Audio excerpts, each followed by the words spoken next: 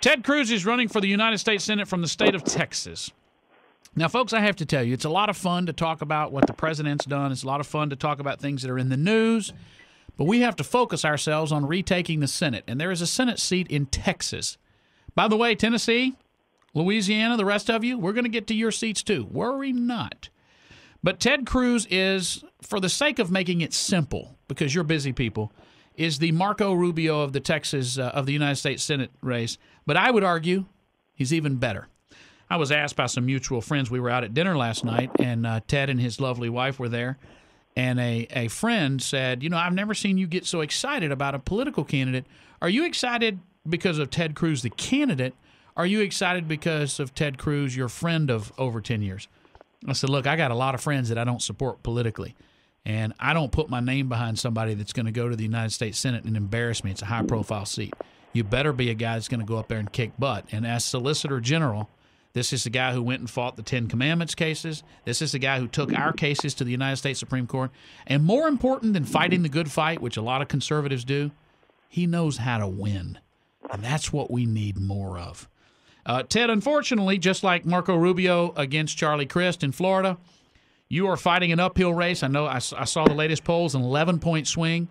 The lieutenant governor is fabulously wealthy. He doesn't have to go to Tea Party rallies. Doesn't matter that he's wrong on all the issues. He's got all the money and the name ID, and he'll show ads of him riding on a horse, and he is pretty good on a horse. and I think a lot of people, particularly in Texas, say, well, if a guy can ride a horse like that and lasso a dogie, he probably thinks just like I do, even if he doesn't. So you have come out with the recent announcement that David Dewhurst, who is the money candidate in this, even though you got all the grassroots support, that he's for an income tax. Explain that. Well, sure. He has been a big government moderate for a long, long time. On the order of who? I mean, who's another big government moderate? Well, I mean, you mentioned the Rubio race. I mean, he's got a lot of similarities to Charlie Crist. Both of them like to spend money. Both of them like taxes. If you look at the question of an income tax, in 2006, when talking about a business income tax, David Dewhurst said, I support a tax based on income. And he proposed a business income tax. Even worse than that, he also supported what he called a wage tax. And I'll tell you, the Dewhurst wage tax was a terrible, terrible idea, Michael. What is a wage tax to people that don't know Ted Cruz? It was a tax that every employer would pay, and they would pay a percentage of the salary of every one of their employees. And it was basically a clever way to try to get around the constitutional prohibition on an income tax in the state of Texas.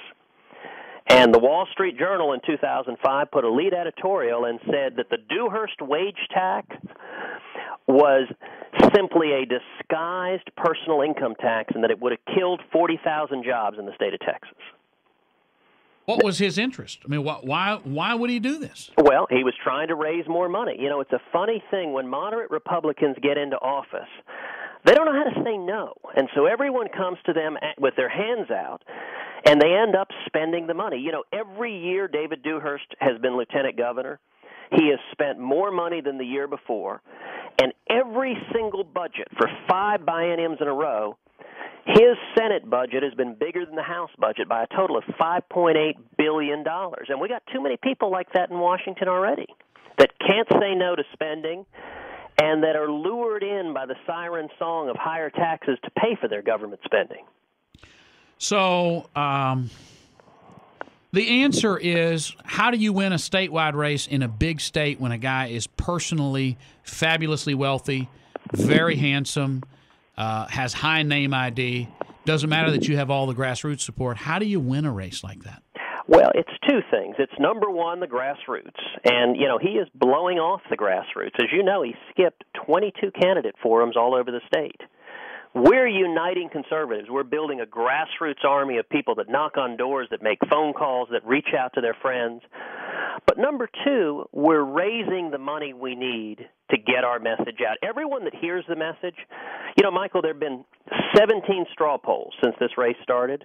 Do you know that we've beaten David Dewhurst in all 17 by an average margin of over 40 points? When primary voters hear the message... Ted Cruz, hold with me. Ted Cruz is running for the United States Senate from the state of Texas. He has Mark Levin's endorsement, Jim DeMint's endorsement, and he is the man for us to send. We'll talk to him in just a moment. Teddy, you say that David Dewhurst, who's going to have a lot of money, is going to put it out there. He's going to say, I'm a nice guy. I'm the guy you know. I'm the name you know. You say he was for a wage tax. Why should that bother us? Well, because it's a backdoor way of having an income tax. And, in Texas, an income tax is unconstitutional. It's a mechanism for politicians to get the mitts on our money. And we've got to limit the size of government. Look what's happening in Washington. We are careening. Right. That's what Barney Frank was doing, backdoor ways to get to your money. I'm going to leave that one alone, Michael. Probably better you do. But what I'm not going to leave alone is the 40 cents of every dollar that the feds have borrowed. I mean, we are borrowing our way into debt and deficit, and if we don't turn it around, we're going to end up like Greece and Italy, and you and I aren't willing to do that to our kids. I mean, we need fighters now, not timid career politicians who just want to go along and get along and keep spending money. And Tell me five people that every person in our audience will know who are supporting you. Well, the four strongest conservatives in the U.S. Senate, Jim DeMint, Mike Lee, Rand Paul, Pat Toomey, all are unified supporting me. Dr. James Dobson is supporting my campaign. Ed Meese, President Reagan's Attorney General, is supporting my campaign. Club for Growth, Freedom Works, George Strait, Kathy Adams, Kelly Shackelford, Peggy Venable, conservatives all across the state of Texas and nationally have unified behind this campaign because we need a real conservative and we need a fighter. How much did you pay to be on the front cover of National Review? I paid $25, which is the cost of my annual subscription, and I was awfully glad to get it in the mail when it came. No, you shouldn't even say you paid a penny. That was a big deal. The National Review, as you knew, launched Marco Rubio in a race where he was down 60-9 to Charlie Crist and whipped him with Tea Party support, and I think you're going to do the same thing in Texas. Well, our support is surging. We've had over 71,000 people supporting us on Facebook. We've got thousands and thousands of people coming to tedcruz.org, tedcruz.org, making contributions online, joining us online. We've raised over $4 million from the people. That's how we're going to fight this tidal wave of cash from David Dewhurst is Texans want a strong conservative and a fighter, and every day we get people from all over Texas and all over the country contributing online so we can get our message out. Tell me something about Ted Cruz that people may not know. One thing that just blows – this guy's going to get out there like a Rand Paul. He's going to let the TSA have it even if he has to get arrested. Well, if you want someone that knows about fighting for freedom, look where they come from. My dad, as you know, Michael, fled oppression. He was thrown in prison and tortured when he was 17. Beaten almost to death, he fled Cuba, came to Texas with nothing, seeking freedom. And when I was a kid growing up in Houston, every day he would remind me of that. He'd say, look, when we faced oppression in Cuba, I had a place to flee to. If we lose our freedom here, where do we go? And the answer is nowhere. There is nowhere to go if America stops being the last great hope of mankind. But we're not going to do that. The people are rising up. But if we don't fight now, we'll lose it.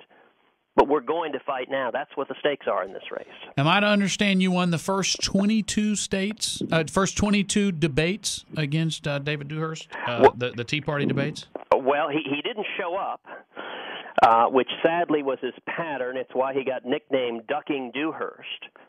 But, the straw polls... Good thing his last name wasn't Foohurst, huh? I'm going to leave that one alone, too. That's two I'm just going to leave wide alone. Probably better you do, Teddy.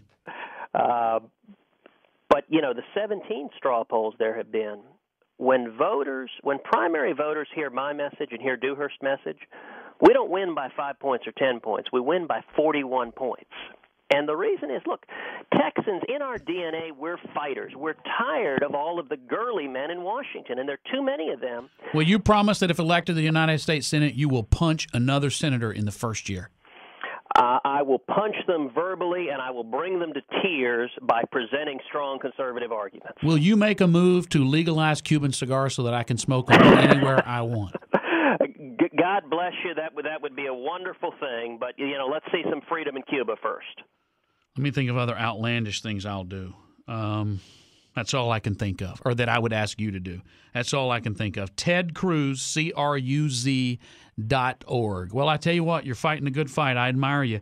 I tell you what, I'm very excited when I look at the Tea Party taking back the Republican Party and taking back the country, and the Rand Pauls and the Toomeys and the Lees and the Jim DeMints. Jim DeMint and I were at an event introducing you, and there was such excitement in the crowd. I mean, the National Review article saying, this is the future of American leadership, not just Republican leadership. These people of Cuban descent with this great Cuban culture of family and education and hard work. Guy's been the Solicitor General. You don't talk. I'll just praise you, Teddy. It's better if I say it than you. Well, go fight the good fight. I know you have an event to be at right now, and we'll have you back on a few more times. I know my buddy Mark Levin has endorsed you and speaks very highly of you. Of course, Jim DeMint, a lot of other people that I also respect a lot. They've come to see the light. Good luck, Ted Cruz. Well, thank you, Michael. You're a fighter every day, and in Washington, that's what I intend to do, is stand and fight every day so we retake our nation and we restore the Constitution. Thank you, my man. I would really like to have a senator from Texas like Rand Paul in Kentucky that every day there's a great quote from, that every day I can play that guy's audio clip and say, not only am I proud of that guy, but he's from my state, because that's what Texas is about.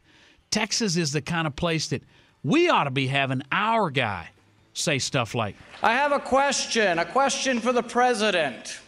Do you hate all rich people, or just those who aren't campaign contributors? I want the guy from Texas to be saying that. David Dewhurst won't. Ted Cruz will. If you don't know about Ted Cruz, wherever you're listening, he's had support from all 50 states. $5 and $10 is added up to $4 million. It's an amazing story. It's the next Marco Rubio, and mark my words, he's even better. If he wins this Senate seat, we're going to be talking vice president and beyond. Trust me, I've known this guy a long time. It's an amazing story. MichaelBerry.com, that's my website. Send me an email while you're there. I promise I'll read them all. Thank you, folks. Michael Berry has left the building.